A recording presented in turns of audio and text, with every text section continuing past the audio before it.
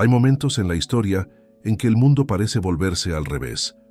Lo que anteriormente se consideraba absurdo se vuelve normal y las ideas que se descartarían en tiempos de salud colectiva se defienden con fervor casi religioso.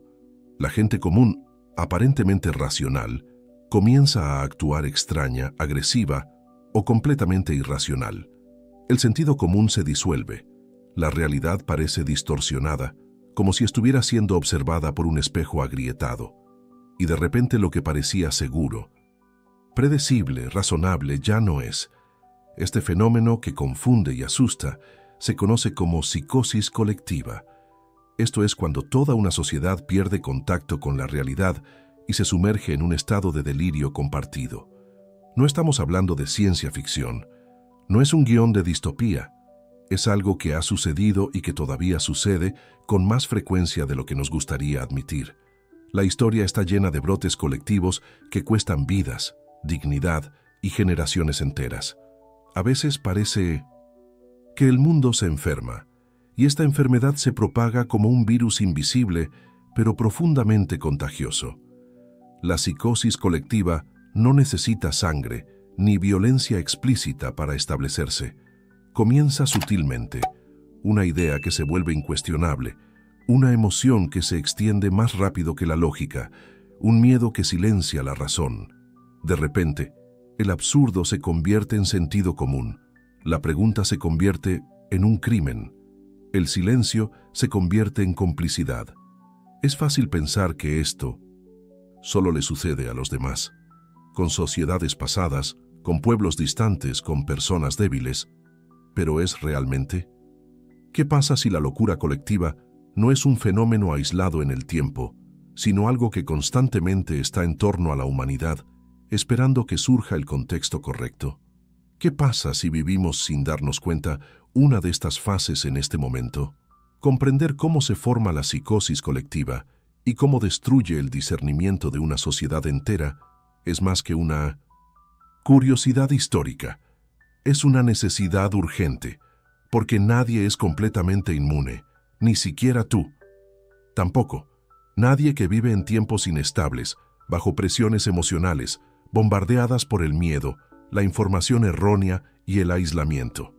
Antes de señalar o buscar soluciones, debe reconocer los síntomas. Date cuenta de lo que está fuera de lugar. Vea con ojos limpios el momento en que la sociedad comienza a alejarse de la realidad y darse un poco a poco a la locura colectiva. Este es el primer paso, y tal vez el más difícil. Carl Jung, uno de los mejores nombres en la psicología del siglo XX, nos advirtió a un enemigo que rara vez es reconocido: el ser humano mismo. En sus estudios, Jung declaró que el mayor peligro para la civilización no son los desastres naturales, ni los virus, ni siquiera las guerras. Lo que más amenaza el futuro de la humanidad es su propia mente, especialmente cuando esta mente se desconecta de la conciencia, la razón y la responsabilidad individual. Jung describió esto como una epidemia psíquica, un brote de irracionalidad colectiva en la que las fuerzas inconscientes toman el control de la psique y guían el comportamiento de las multitudes enteras. A diferencia de un colapso físico, esta epidemia no destruye los edificios, sino que destruye los valores. No derrota las paredes, pero deja caer convicciones morales, criterios éticos y el sentido mismo de la realidad. Y cuando esto sucede a gran escala, el resultado es devastador. Gustave Le Bon, otro pensador que estudió profundamente el comportamiento de las masas, dijo que las multitudes no tienen mucha sed. Prefieren ilusiones que las consolaran a las verdades que las desafían, y quien les ofrece estas ilusiones rápidamente se convierte en su líder. Aquellos que intentan desenmascararlos se convierten en enemigos. Esta inversión moral es uno de los pilares de la psicosis colectiva. El delirio no solo es aceptado, sino que se celebra. Y la verdad, por evidente que sea, se convierte en una amenaza para ser eliminada. Jung vio este movimiento como una regresión del individuo al estado de la manada. En tiempos de crisis, miedo o desorientación, Muchos renuncian a la autonomía del pensamiento y son llevados por el poder del colectivo. La conciencia individual se apaga y en su lugar emerge una mente grupal primitiva, impulsiva y destructiva. Es en este escenario que lo irracional se convierte en una regla, no una excepción. La mente, que debería ser el ancla de la cordura, se convierte en la herramienta de la locura. Pero no por accidente. La psicosis colectiva no es solo un colapso. Ella es a menudo una respuesta, una forma distorsionada de lidiar con la ansiedad, la incertidumbre, la inseguridad. Y como cada mecanismo de defensa, parece proteger mientras que en realidad destruye. La humanidad lleva dentro de sí la capacidad de crear civilizaciones y destruirlas. Y lo que determina qué lado prevalecerá no es la fuerza de las armas o la riqueza de los países, sino el estado psicológico de sus individuos. Jung lo sabía y nos advirtió: sin vigilancia interna, sin conciencia crítica, la mente puede convertirse en la mayor amenaza para la libertad, la dignidad y la humanidad misma. La psicosis colectiva no surge de la nada. Ella no explota de repente como un desastre inesperado.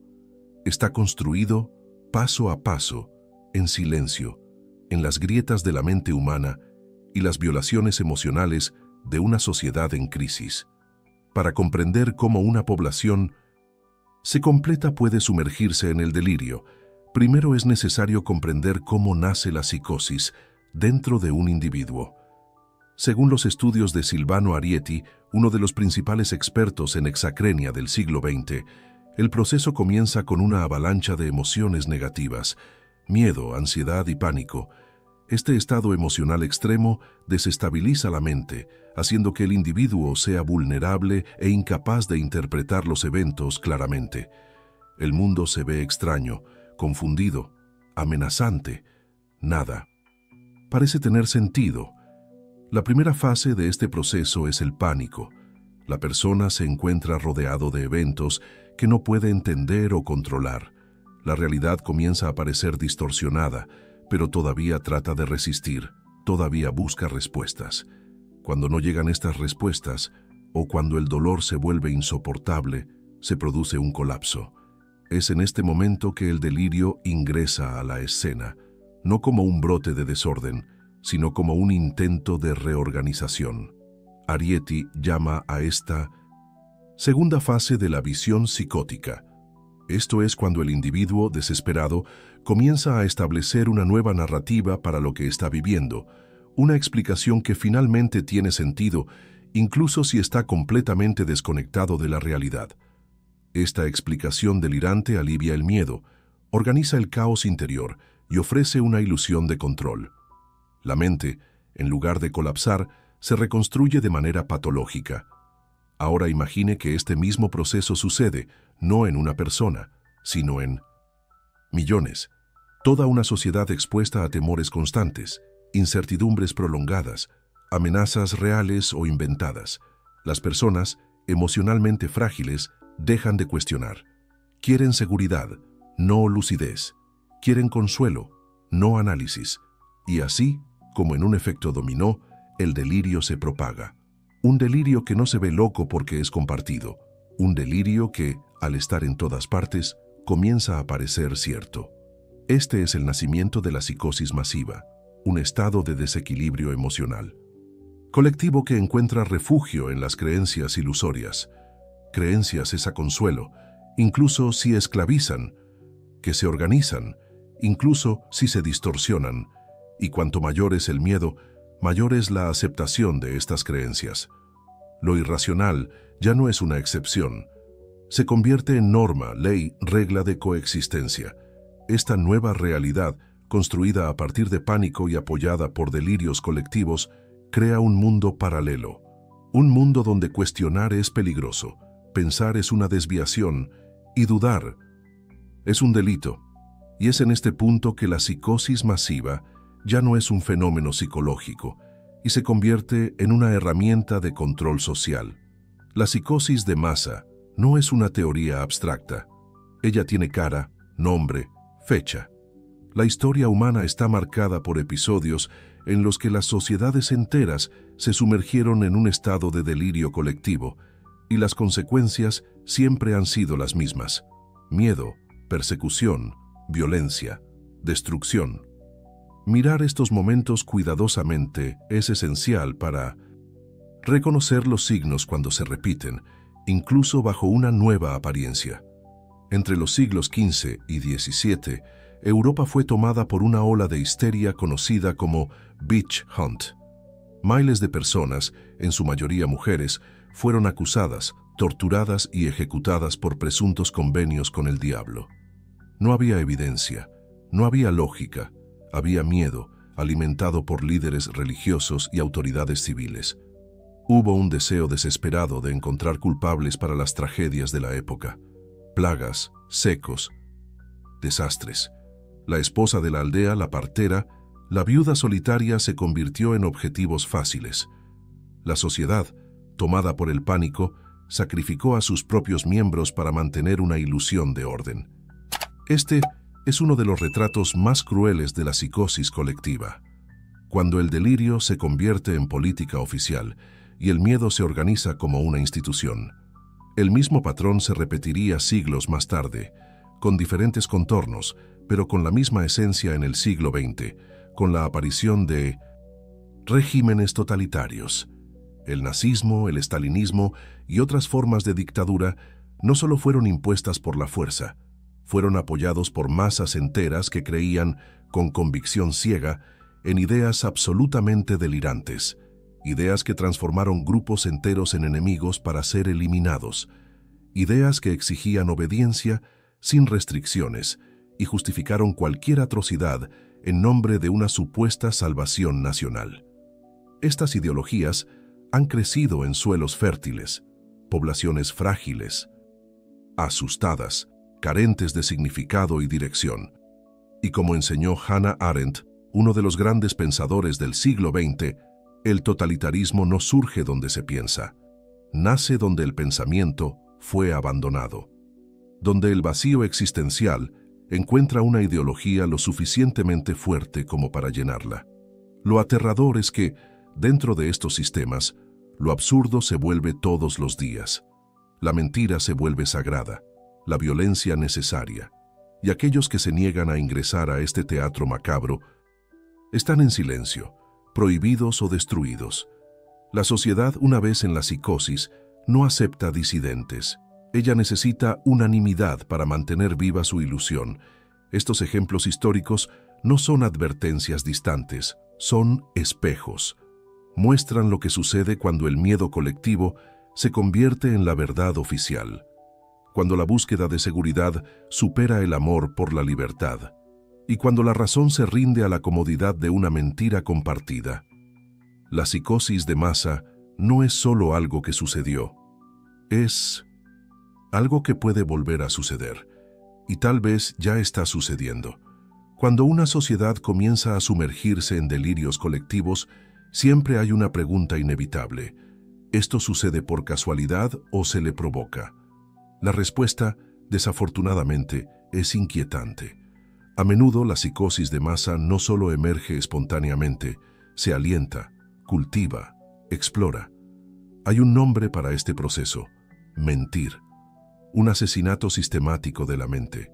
Solo Merleau, un psiquiatra que estudió los mecanismos de lavado de cerebro y control psicológico en los regímenes totalitarios, definió la mentira como un método de manipulación mental capaz de destruir la capacidad de pensar de forma independiente.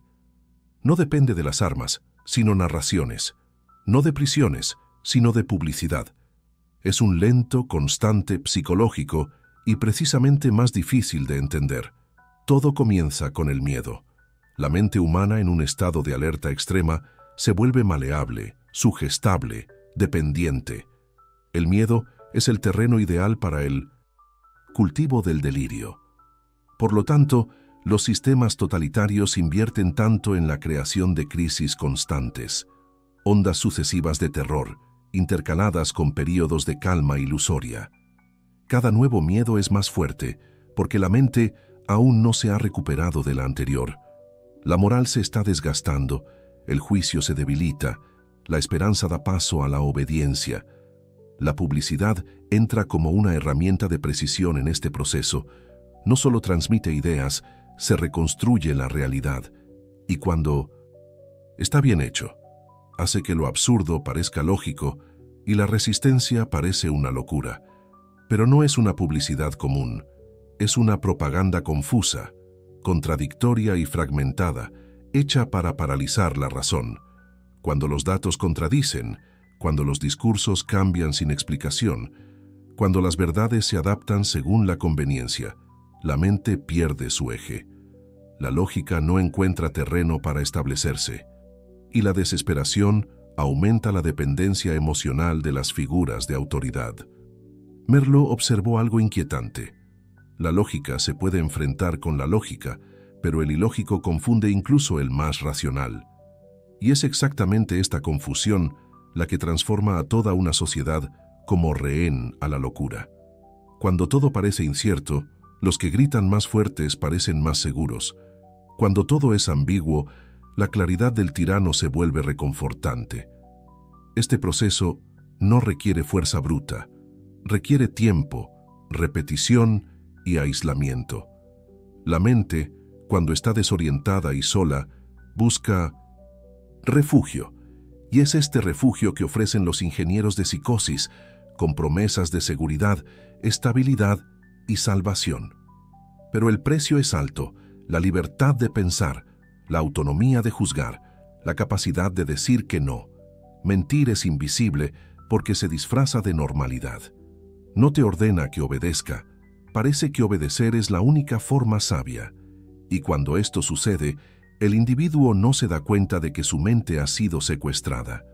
Él cree que está eligiendo, cuando, de hecho, solo se repite. Pocas cosas debilitan tanto la mente humana como el aislamiento.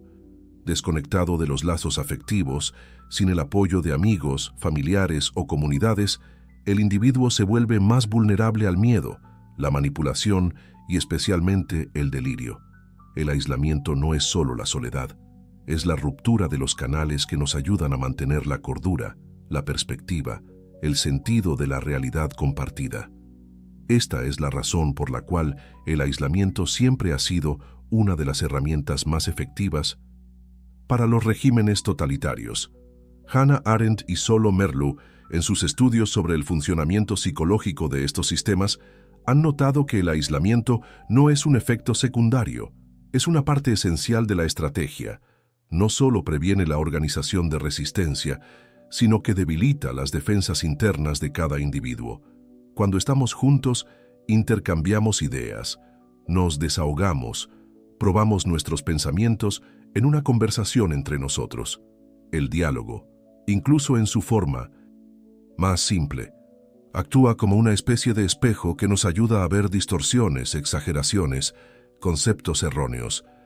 Pero cuando se elimina este espejo, cuando cada uno se queda solo con sus miedos y dudas, el espacio para el delirio crece. Merleau compara este proceso con el acondicionamiento animal. Cita los experimentos de Pavlov, en los que los reflejos condicionados se establecieron de manera más efectiva en entornos silenciosos y controlados. Del mismo modo, el ser humano, cuando está aislado y sometido a estímulos repetitivos más maleables, más obedientes, más propensos a aceptar lo inaceptable.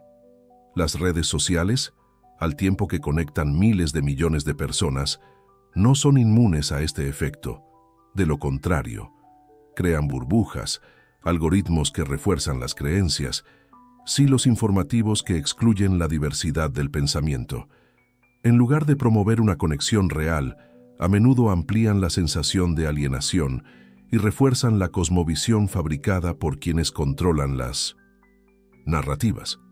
Y cuanto más tiempo pasamos en estos entornos, más perdemos el contacto con la experiencia real del mundo, con la complejidad, la contradictoria, el humano. El aislamiento emocional e intelectual que se asienta en este contexto crea una población más vulnerable para mentir. Sin referencias externas saludables, el individuo se convierte en presa fácil de discursos preparados, soluciones simplistas y líderes autoritarios. La ausencia de diálogo se convierte en un silencio cómplice. Y el silencio, en este caso, es más peligroso que las mentiras. Rescatar lazos humanos, conversaciones auténticas, espacios de coexistencia y escucha es una forma de resistencia. Es a través de la relación entre nosotros que encontramos nuestro sentido crítico, que vemos nuevamente más allá del miedo, que recordamos quiénes somos. Cuando una sociedad comienza a aislar a sus miembros, físicos, emocionales o ideológicamente, es, conscientemente o no, prepararse para descender los pasos de la psicosis colectiva. Y quizás el antídoto más urgente es exactamente esto: nos conectamos a nosotros mismos. Frente a la psicosis de masa, la primera reacción de muchos es la desesperación. Después de todo, ¿qué hacer cuando todo el mundo parece tener una locura? Cuando la lógica ya no tiene lugar, se distorsiona la verdad y la libertad, comienza a desaparecer la seguridad disfrazada. La respuesta no es simple, pero comienza en un punto esencial, dentro de cada uno de nosotros. La resistencia a la locura colectiva comienza con el orden interno. Una mente desorganizada no puede ver con claridad, y mucho menos fuerzas de lucha que actúan de manera invisible y sutilmente.